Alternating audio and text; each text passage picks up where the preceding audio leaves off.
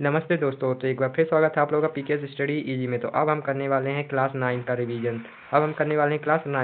तो बने रहिएगा वीडियो के अंत तक। स्टार्ट करते हैं। उससे पहले चैनल पे नए हैं तो चैनल को सब्सक्राइब और वीडियो को लाइक जरूर कर दीजिए। और इसका पीडीएफ आप लोगों को टेलीग्राम में मिलेगा। टेलीग्राम का लिंक डिस्क्रिप्शन में है, ठीक है। स्टार्ट करते हैं। जीएस बाय नवीन सर क्लास 9 विजेता सीरीज का रिवीजन, ठीक है। पीडीएफ टेलीग्राम में मिलेगी। रिवीजन के क्वेश्चन। पहला क्वेश्चन, क्षेत्रीय परिषदों का अध्यक्ष कौन होता है? तो गृह मंत्री होता है। क्षेत्रीय परिषदों का अध्यक्ष गृह मंत्री होता है। पील बख्श कहा जाता है, पील बख्श कुतुबुद्दीन ऐबक को कहा जाता है। सेल्वास घास के मैदान कहाँ है? तो ये ब्राज़ील में है। सेल्वास घास के मैदान ब्राज़ील में है। किसान क्रेडिट योजना कब शुरू हुई? तो 1998 में किसान क्रेडिट योजना शुरू हुई, ठीक है। और कौन सा समीकरण असत्य है? तो इसका आंसर बी था, ठीक है। बी था समीकरण, मैंने नहीं लिखा। गलत समीकरण को क्या पढ़ना। पहला क्वेश्चन, पोंगल त्योहार के तीसरे दिन को क्या कहते हैं? तो इसे कहते हैं मट्टू पोंगल, ठीक है। पोंगल त्योहार के तीसरे दिन को मट्टू पोंगल कहते हैं। और मट्टू पोंगल में सूर्य देव की पूजा होती है, सूर्य की पूजा होती है। और जो पोंगल है ये कहाँ मनाया जाता है? तमिलनाडु का नृत्य है, तमिलनाडु का नृत्य है। ये तो मट्टू पोंगल तीसरे दिन को हो गया, ठीक है। पहले दिन को क्या कहते हैं? पहले दिन को कहते हैं भोगी पोंगल। क्या कहते हैं? भोगी पोंगल, जिसमें इंद्रदेव की पूजा होती है। और चौथे दिन को कहते हैं कानूम पोंगल, कानूम पोंगल, जिसमें कन्या की पूजा होती है, ठीक है। इसी समय जल्लीकट्टू त्योहार भी मनाया जाता है, जिसमें मट्टू पोंगल तीसरे दिन मनाया जाता है। तमिलनाडु के अन्य त्योहार की बात करें तो पहला है महामहम, ये तमिलनाडु का त्योहार है। और दूसरा थिमिथी, तीसरा चित्रार्थी और चौथा चित्रा पूर्णिमा। और पुठांडु जो होता है तमिलनाडु का नव वर्ष होता है। पुठांडु तमिलनाडु का नव वर्ष होता है। थाई सुलून तमिलनाडु का नृत्य है, ठीक है। नेक्स्ट क्वेश्चन है, सरहुल किस जनजाति का पारंपरिक नृत्य है? तो उराव जनजाति का पारंपरिक नृत्य क्या है? सरहुल, ठीक है। सरहुल तो झारखंड का ये नृत्य है। सरहुल कहाँ का है? झारखंड का। और इसे मुंडा और ही ट्रिब जनजाति द्वारा मनाया जाता है। और आदिवासी का नव वर्ष होता है, ये आदिवासियों का नव वर्ष होता है। इसमें वृक्षों की पूजा की जाती है। किसकी पूजा? वृक्षों की पूजा। और हुंटा भी एक जो है नृत्य है झारखंड का, संथाल जनजाति द्वारा इसको किया जाता है। घूमर कहाँ का है? तो ये राजस्थान का है, जो कि भील जनजाति द्वारा किया जाता है। और टापू जो कि अरुणाचल प्रदेश का है, ये आदि जनजाति द्वारा किया जाता है। जोनमल जो है सिक्किम का है, ये लेप्चा जनजाति द्वारा किया जाता है। नेक्स्ट क्वेश्चन है अपना तीसरा, कौन सा पारंपरिक रूप से शाम को पूर्णाभ्यास के बाद शुरू होता है, जिसमें मृदलम एक आवाहनकारी ढोल बजाना शामिल होता है और केवल भोर में समाप्त होता है? तो ये होता है कथकली। इसका जो नाम है कथा से उत्पन्न हुआ है। कथकली कहाँ का है? ये केरल का है। कथकली केरल का है। इसमें जो नायक होता है उसे पाचा कहते हैं, और जो खलनायक होता है उसे कथी कहते हैं, कथी, ठीक है। इसमें 5 प्रकार के मेकअप होते हैं, ठीक है। और इसमें 2 टाइप होते हैं। कौन कौन से टाइप होते हैं? देखो, कालासम पहला होता है और दूसरा होता है नलचरितम, ठीक है। 2 टाइप होते हैं। और इसका प्रतीक आकाश होता है इसका प्रतीक। और इसमें 24 स्टेप यानी 24 मुद्राएं होती हैं। नेक्स्ट क्वेश्चन है, कौन सा शब्द क्रिकेट से संबंधित नहीं है? तो स्लैम डंक क्रिकेट से संबंधित नहीं है। किससे संबंधित है? तो ये बास्केटबॉल से संबंधित है। इसमें कितने खिलाड़ी होते हैं? तो इसमें 5 खिलाड़ी होते हैं। कितने खिलाड़ी होते हैं? 5 खिलाड़ी होते हैं।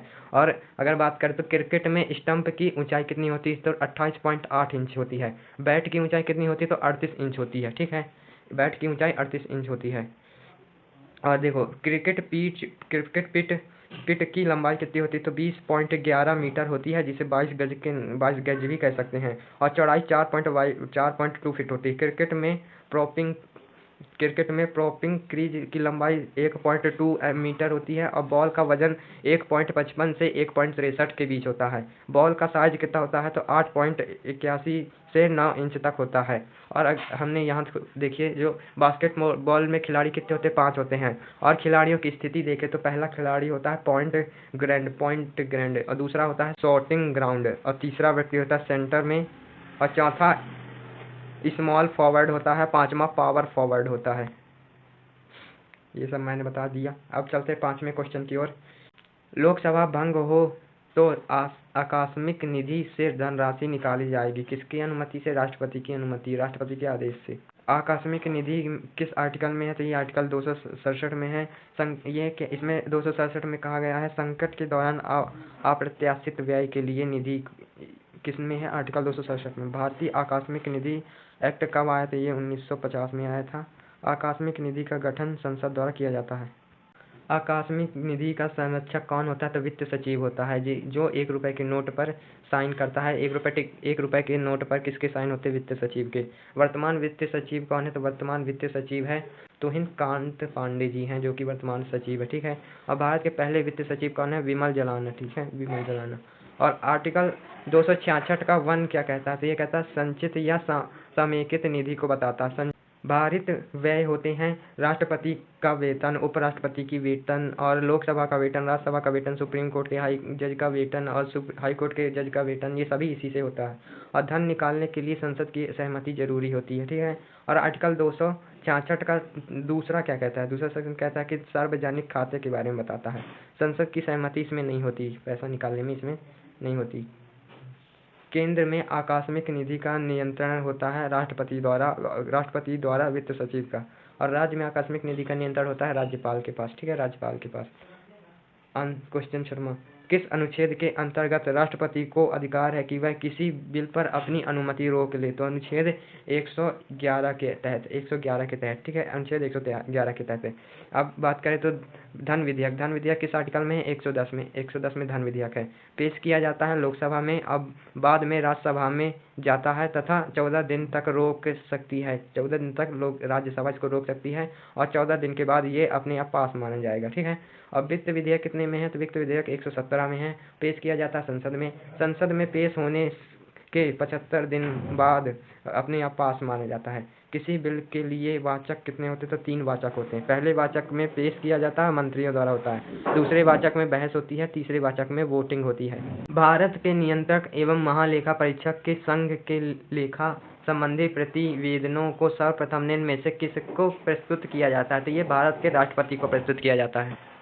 CAG जिसे क्या कहते हैं? CAG की रिपोर्ट किसको देते हैं? PD यानी कि प्रेसिडेंट राष्ट्रपति को देते हैं, आर्टिकल 151 के तहत है। और CAG किस आर्टिकल में? तो CAG को आर्टिकल 148 में बताया गया है। CAG के कर्तव्य किस आर्टिकल में? तो 149 में CAG के कर्तव्य बताए गए हैं। अब नेक्स्ट क्वेश्चन है, अध्यक्ष एवं उपाध्यक्ष की अनुपस्थिति में लोकसभा की अध्यक्षता कौन करता है? तो अध्यक्ष द्वारा निर्धारित 10 सदस्यीय पैनल का एक सदस्य इनकी अध्यक्षता करता है। वर्तमान अध्यक्ष कौन है? तो लोकसभा के वर्तमान अध्यक्ष हैं ओम बिरला जी, ठीक है। और वर्तमान उपाध्यक्ष कोई नहीं है अभी, वर्तमान उपाध्यक्ष अभी कोई नहीं है। निम्न कथनों पर विचार कीजिए। धन विधेयक में राज्यसभा में प्रस्तुत नहीं किया जा सकता, ये भी सही है। और राज्यसभा को धन विधेयक लोकसभा को 14 दिन के अंदर वापस करना पड़ता है, ये भी सही है। संयुक्त बैठक साधारण बिल में बुलाई जाती है। धन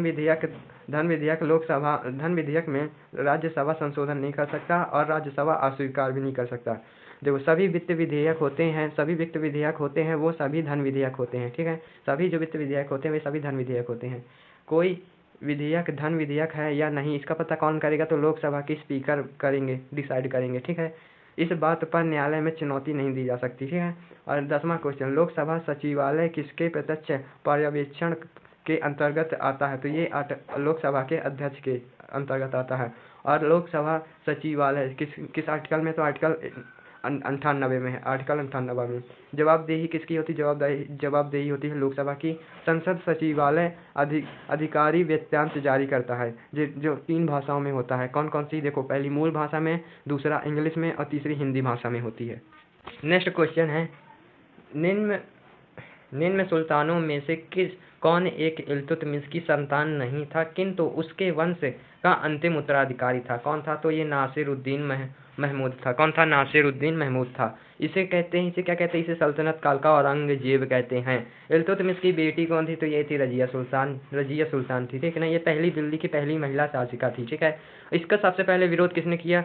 तुर्क-ए-चहलगानी, जो 40 तुर्क सदस्यों की कमेटी थी, तो उसमें जो जुनैदी था उसने इसका सबसे पहले विरोध किया। और दूसरे नंबर पर अल्तुनिया ने इसका विरोध किया था। अल्तुनिया ने रजिया सुल्तान को कैद किया था। कहाँ कैद किया था? किला मुबारक ने इसको कैद किया था। नेक्स्ट क्वेश्चन है, बलबन की सार्वभौमिकता तथा राजकीय नीति को जानने के लिए मूल स्रोत है। कौन है? बर्नी है। कहाँ है? बर्नी। बलबन के बारे में, बलबन का शासनकाल 1265 से 87 तक रहा। और बलबन का नाम, जो बचपन में बलबन का नाम क्या था? तो बहउद्दीन था। और ईश्वर की छाया इसे कहते थे, मतलब जल्लेलाही इसने उपाधि धारण की थी। मिनहाज उस सिराज इनकी बुक कौन थी? तो इनकी बुक थी तो इल्तुतमिश का दरबारी इतिहासकार था। रजिया सुल्तान को इसने महान शासिका कहा था। ठीक है। और अगर हम बलबन की बात करें, बलबन की, तो बलबन ने लोह और रक्त नीति अपनाई थी, जिनमें अफगानों को भर्ती किया था। और नवरोज प्रथा इसी ने शुरू की थी, और सिजदा और पाबोस भी इसी ने शुरू की थी। फारसी पद्धति में दरबार को सजाने का श्रेय इसी को दिया जाता है, बलबन को। और गैर मुस्लिम प्रथा इसने शुरू की थी, बलबन ने। मंगोलों पर 2 बार आक्रमण हुआ था। पहला आक्रमण 1779 में हुआ था और दूसरा आक्रमण 1285 में हुआ था। इसके 2 विभाग थे। कौन कौन से विभाग? पहला बारिद ए मुमलिक था और दूसरा दीवान ए अर्ज था, दीवान ए अर्ज।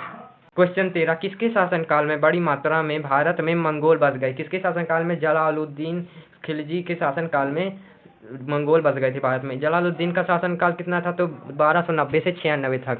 सल्तनत काल सबसे बुजुर्ग शासक किसे माना जाता है? सल्तनत काल का सबसे बुजुर्ग शासक कौन था? जलालुद्दीन खिलजी। उपाधि इसने कौन सी ली थी? तो शाइस्ता खां की उपाधि ली थी। इसका भतीजा अली गुस्सिब, जिसे अलाउद्दीन खिलजी कहते हैं, अलाउद्दीन खिलजी कहते हैं, ठीक है ना। इसका विद्रोह किया किसने? मलिक हज्जू ने, मलिक हज्जू ने इसका विद्रोह किया। अब इसके भतीजे के बारे में थोड़ी सी जानकारी करते हैं, जैसे कि अलाउद्दीन खिलजी, इसका शासनकाल था 1296 से 1316 तक। इसके 4 सेनापति थे। कौन था? उलूग खां, जो कि नॉर्थ के लिए था। मलिक कफूर, जो कि दास सेनापति था, साउथ के लिए था। और नुसारत खान जो था नॉर्थ के लिए था। जफर खां मंगोल के लिए था, ठीक है, मंगोलों के लिए था जफर खां। सूची 1 को सूची 2 से मिलाइए। कर्मदेव से संबंधित, गुजरात से संबंधित है कर्मदेव। राजा राज रामचंद्र, जो कि देवगिरी से संबंधित है। हमीर देव, जो रणथंभौर से संबंधित है। राणा रतन सिंह चित्तौड़ से संबंधित है। किससे? चित्तौड़ से संबंधित है। नेक्स्ट क्वेश्चन है 15वां, देवगिरी शंकर देव से संबंधित है। वारगल किससे संबंधित है? तो रुद्रदेव से संबंधित है। होयसल संबंधित है वीर बल्लास से। मदुरा संबंधित है वीर पांडे से मदुरा संबंधित है। क्वेश्चन 16, किस अधिकारी का संबंध अलाउद्दीन खिलजी के दरबार नियंत्रण से नहीं था? तो दरोगा ए मंडी का संबंध नहीं था, ठीक है। अब इसकी कुछ शाखाएं, जैसे कि देखिए, बरीद ए मंडी, जो कि जासूस के लिए होता था। सहना ए मंडी, जो कि व्यापारियों के लिए होता था। दीवान ए रियासत, जो बाजार देखभाल के लिए होता था। दीवान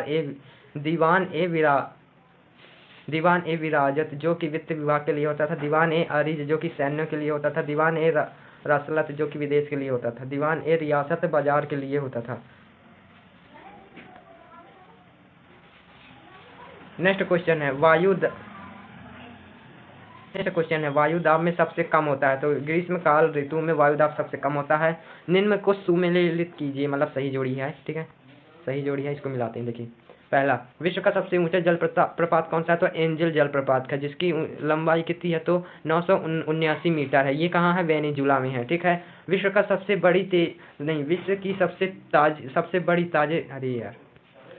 की सबसे बड़ी ताजे पानी की झील कौन सी है? तो ये सुपीरियर झील है, जो कि यूएसए और कनाडा की बॉर्डर पर है। विश्व की सबसे ऊंची नावगम्य झील कौन सी है? तो टिटिकाग झील, जो कि पेरू और बोलीविया में है। विश्व की दूसरी सबसे गहरी झील कौन सी है? तो टांगनिका झील है, टांगनिका झील। और पहली झील कौन सी है? ये तो दूसरी हुई, लेकिन पहली कौन सी है? तो पहली है वैकल झील, जो कि रूस में है, और जिसकी लंबाई की बात करें तो 1642 मीटर। उच्चतम लवणता पाई जाती है। तो वान झील में उच्चतम लवणता पाई जाती है, टर्की में है। और कितनी लवणता? 330% के साथ। संसार का सबसे बड़ा द्वीप कौन सा है? तो ग्रीनलैंड सबसे बड़ा द्वीप है। इस पर डेनमार्क का अधिकार है। बोर्नियो प्रशांत महासागर में है। और जो है मेडागास्कर हिंद महासागर में है। और न्यूगिन जो है पश्चिम प्रशांत महासागर में है। कहाँ है? पश्चिम प्रशांत महासागर में। क्षेत्रफल की दृष्टि से हिंद महासागर का सबसे बड़ा द्वीप कौन सा है? तो मेडागास्कर है। अफ्रीका की पूर्वी तट पर यह है। और क्रिसमस द्वीप कहाँ? तो ये ऑस्ट्रेलिया में है। फ्रेंच गुआना और सेंट पियर कहाँ है? तो ये फ्रांस में। एल्यूसियम कहाँ है? तो ये यूएसए में है। सांता क्रूज कहाँ है? स्पेन में है। न्यू फाउंडलैंड कहाँ है? तो ये यूएसए में है। सोकोत्रा कहाँ है? तो ये ओमान में है, ओमान में। नेक्स्ट क्वेश्चन है युग्मों को सुमेलित कीजिए। देखो, पहला, गोईपोरिया समिति बैंकिंग सेवा सुधार के लिए आई थी। नाज-जुन-दप्पा समिति रेलवे किराए के लिए थी। और रंगराजन समिति भुगतान संतुलन के लिए थी। रेखीय समिति अप्रत्यक्ष कर यानी जीएसटी के लिए थी। राजा चलाया समिति सेवा कर के लिए थी। विजय केलकर समिति वस्तु और सेवा कर जीएसटी दोनों के लिए थी। दंतेवाला समिति बेरोजगारी आयुष्मान के लिए थी। दंतेवाड़ा समिति बेरोजगारी अनुमान के लिए थी। मालेगांव समिति प्राथमिक पूंजी बाजार के लिए थी। और भंडारी समिति क्षेत्रीय ग्रामीण बैंकों के लिए थी। नरसिम्हा समिति बैंकिंग सुधार के लिए थी। ज्ञान प्रकाश समिति चीनी घोटाले के लिए थी। राजा चलाया समिति कर सुधार के लिए थी। और तेंदुलकर समिति जो गरीबी आकलन के लिए थी। कौन भारत में गरीबी रेखा का निर्धारण करता है? तो योजना आयोग जो है करता है। इसकी शुरुआत 15 अगस्त 1950 से हुई। योजना आयोग को वर्तमान में क्या नाम है इसका? तो इसका नाम है नीति आयोग। ठीक है, नीति आयोग।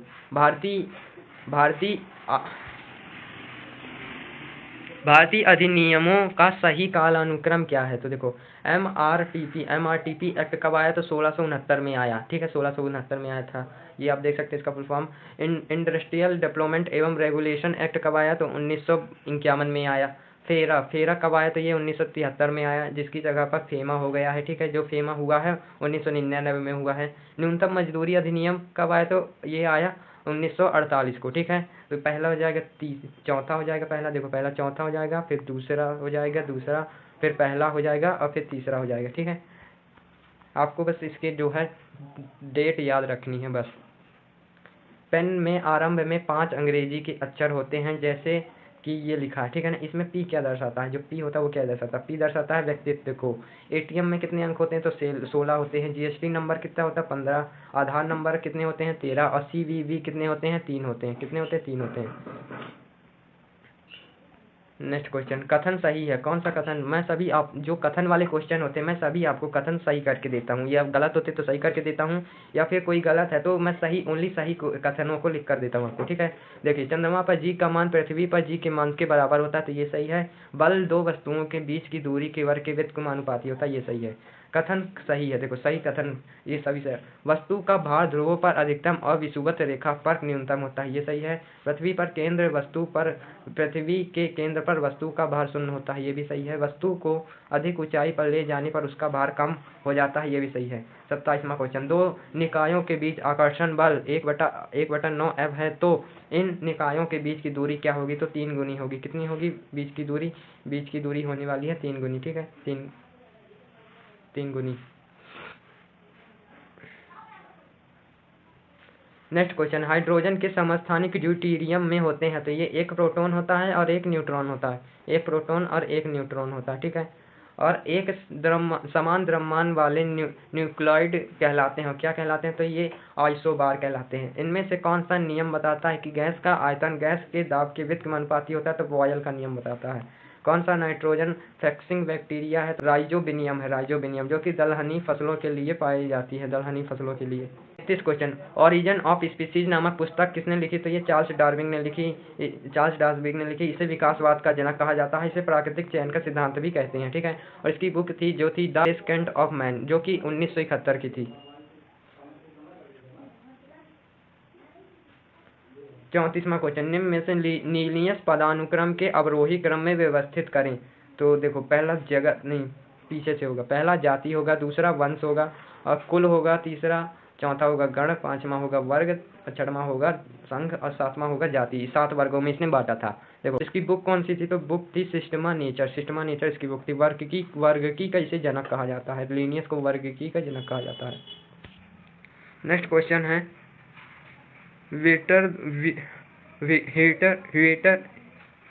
हेटर द्वारा प्रतिपादित 5 किंगडम क्लासिफिकेशन में से कौन सा समूह शामिल नहीं है? कौन सा समूह शामिल नहीं? तो देखो, मैंने समूह लिख दिए हैं जो शामिल है। देखो, प्रोटिस्टा इसमें शामिल है, एनिमेनिया शामिल है, पंजाई शामिल है। इसमें कौन सा शामिल नहीं है? प्रोटोजुआ जो है इसमें शामिल नहीं है।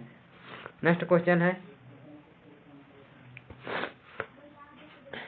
पीएम की अध्यक्षता वाली कैबिनेट नियुक्ति समिति के द्वारा भारत में विदेश सचिव के रूप में किसे नियुक्ति को मंजूरी दी गई है? तो ये विक्रम मिस्त्री को। पहले विदेश सचिव कौन थे? तो केपीएस मेनन थे।